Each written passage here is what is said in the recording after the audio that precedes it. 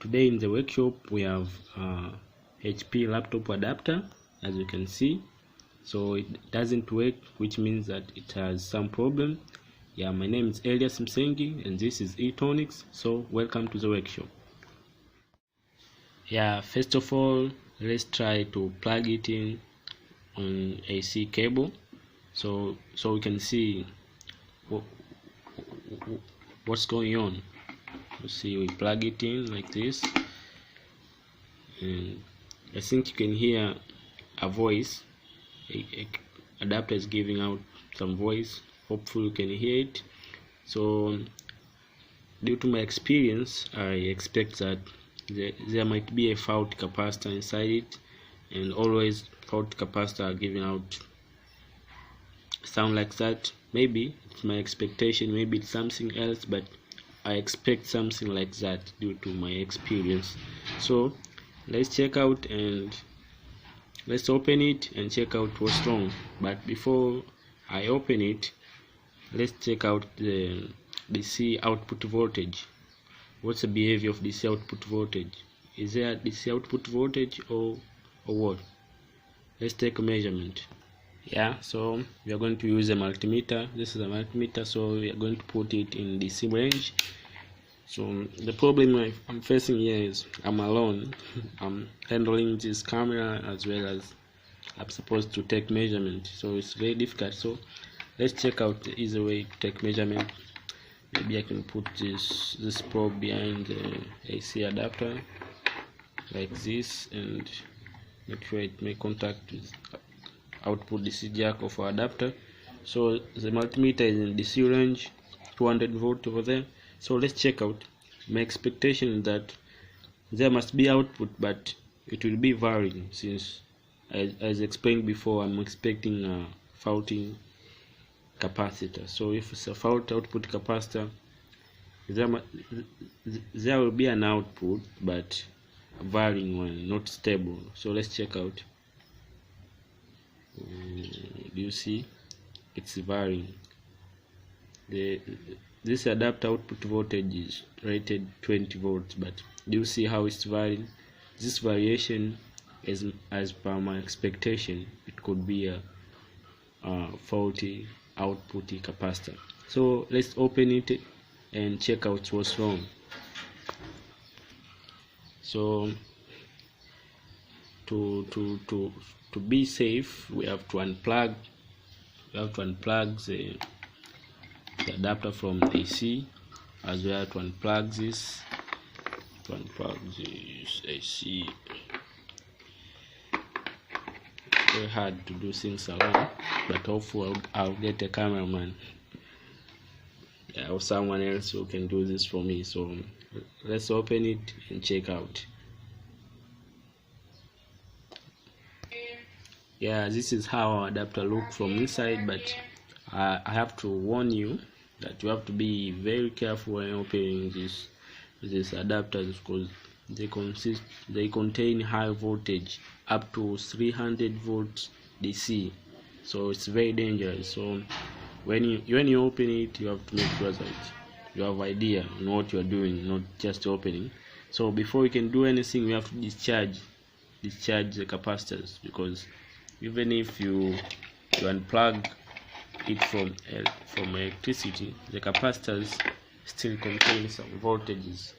So I'm going to open it and let's discharge the capacitor, the big capacitor, that one. So we're going to discharge it. See,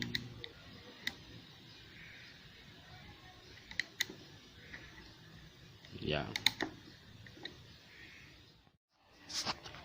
the capacitor that we have been discharging in this one. So we'll be careful with this, because it can hold up to 300 DC voltage even after unplugging the adapter from the AC source. So you have to be careful when you're opening the switch mode power supply. Make sure you discharge this capacitor, otherwise we shall find you at paradise, my friend. So let's proceed and check how the switch mode power supply works. So the basic is like this. Here, let's first identify the the important part of this switch mode power supply. There's AC jack, there's an inductor here, coil, there's bridge rectifier, this filtering capacitor, there are resistors, small capacitor, there's a chopper transformer, there's a switching transistor and the output transistors, and there's a bridge rectifier. There is a rectifier, not a bridge rectifier at the output right here. So the switch mode power supply work out like this. This is AC jack, where the AC voltage get in the circuit. After the AC, according to this circuit, there's no fuse. So some of our switch mode power supply consists of fuse. After the AC jack, there must be fuse for more safety, but in here there's no fuse. So after here it goes through the coil, so to remove interference. After the coil, there is a bridge rectifier for rectification, to changing AC to DC voltage. After here is where 240 AC voltage, or in some other countries 110, but for us it's 240 AC voltage is converted into DC voltage. So converted from 240 AC up to 300 point something DC voltages. So you can do some calculation. Just take 240 times under root of 2. You can get output voltage from the rectifier. So after there, the voltage is mostly through this big capacitor. Then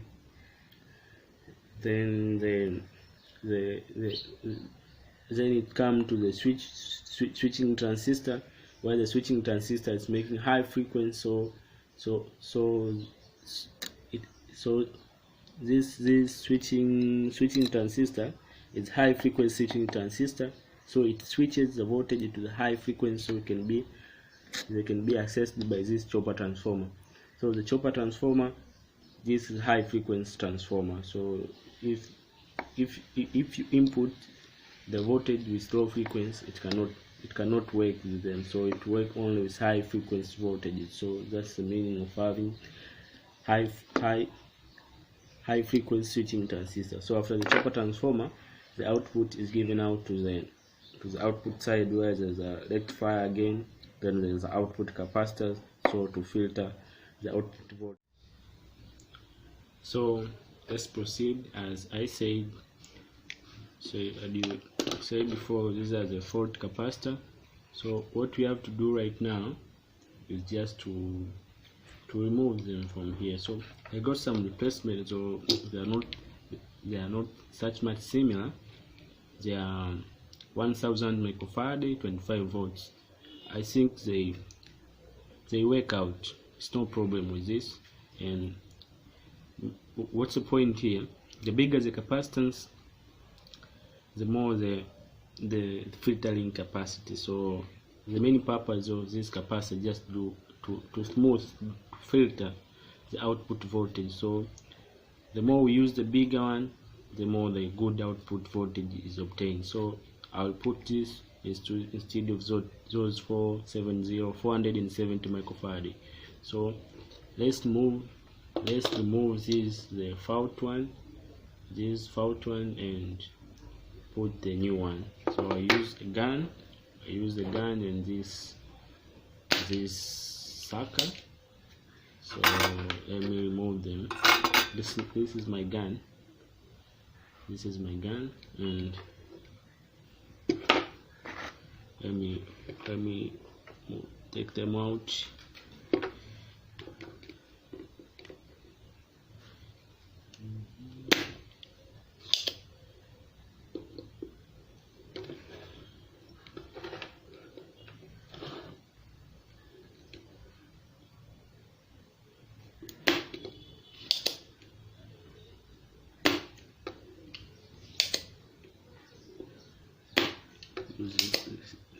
Sucker and gun. So it sucks the soldering iron.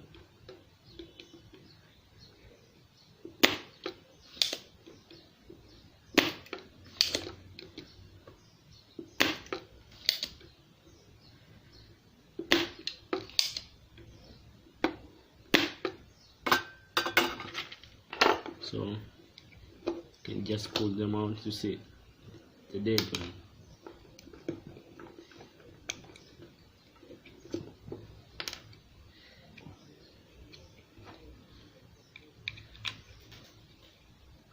Dead capacitor. Also, let's take the new one, not the new one because they're from this dead body. So let's also take them out very fast. Using sucker.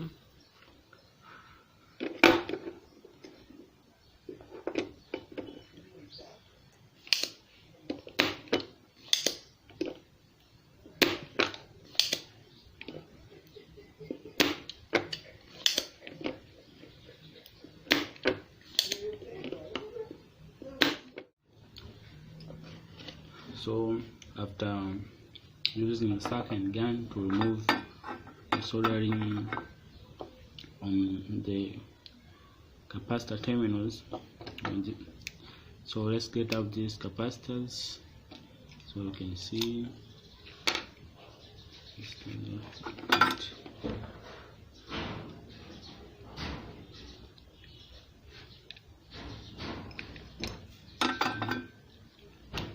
So we are going to use these capacitors instead of those which are blown up,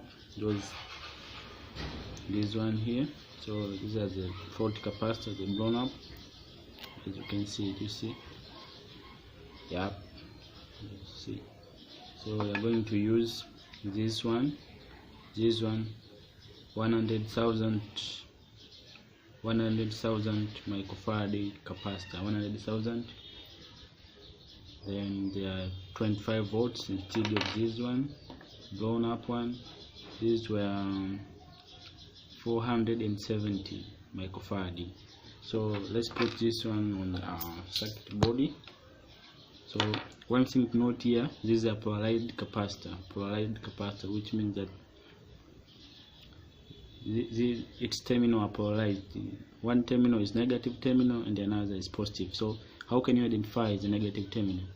Just you can identify the negative terminal through this bend. You see this one, there is no such a bend on the other side. So the leg with this bend is a negative terminal, and the negative one must be connected to this area with I can say, I don't know what to say, but this area, I can say the shaded region. So I can put this, you see this one, the shaded region. So you can put the negative terminal on a shaded region like this. Then after putting it, let's solder it using a gun. I have my soldering paste right here. Okay, you take it. So it is this one.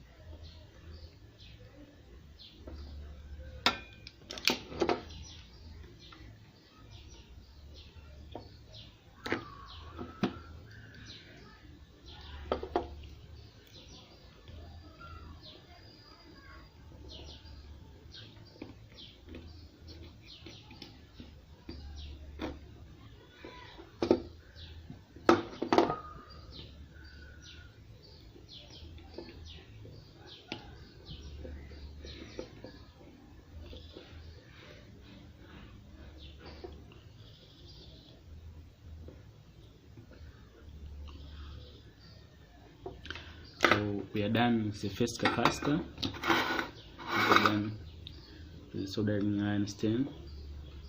So let's put the second one. Remember the negative terminal. So put it like this.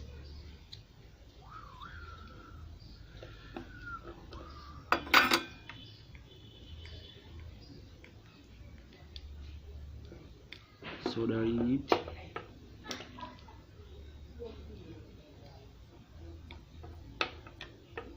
Oh my god, got out of position. So the circuit, put it back.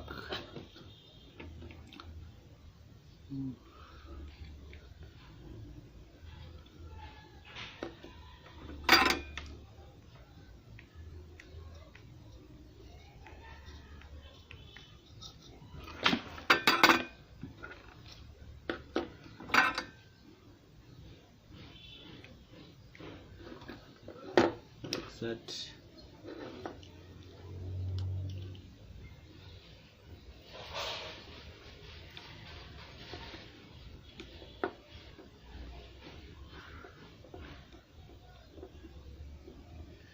so we're done. We already replaced the capacitors, so you can see how they look. They look beautiful. So you can now test. Hopefully there will be no variation of the output voltage. So let's see using multimeter, so we can measure the output voltage and observe the results. So I will plug in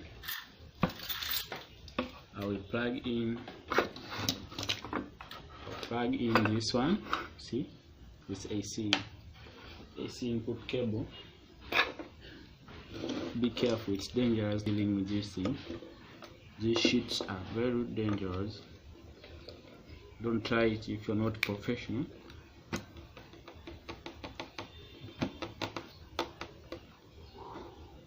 Yeah,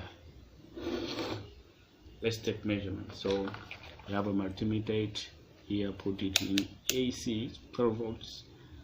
I use 12 volts because I don't expect the voltage out of this switch mode power supply to be above 12 volts, though it can be above 20. So let's take the measurements.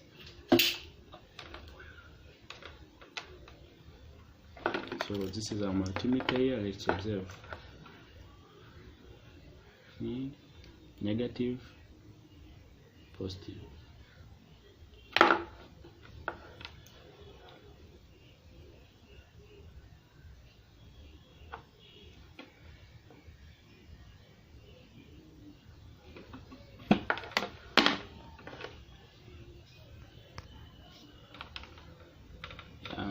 Something weird is going on here, but let's try.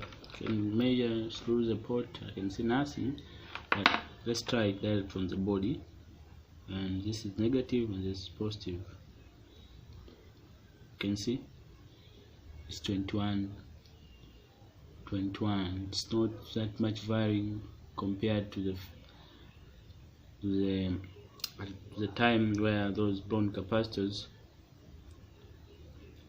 were on the board. It was really varying. Sometimes it was 2 volts, 4, 13, but now you can see it's 20.9. So it's doing good. I don't know why. Yeah, now it's okay. You can see I measure it through the output port here. You see it's 21.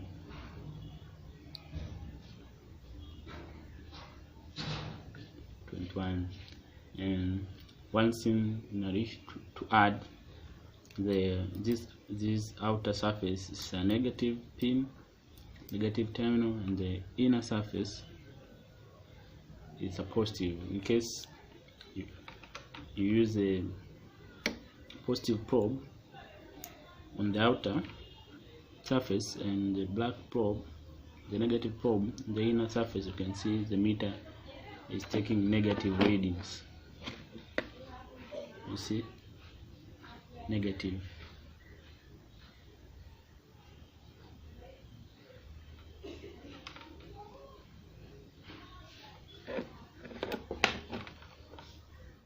We have done to fix our AC adapter, a laptop adapter, which is a switch mode power supply. Hopefully you have enjoyed and you have learned a lot. Yeah, I know I'm not perfect, so I'm waiting for your comments so I can learn also from you. Thank you for being with me from the start up to the end, and welcome to the workshop. This is eTonics. Don't forget to comment, subscribe and share if you like the video. Thank you.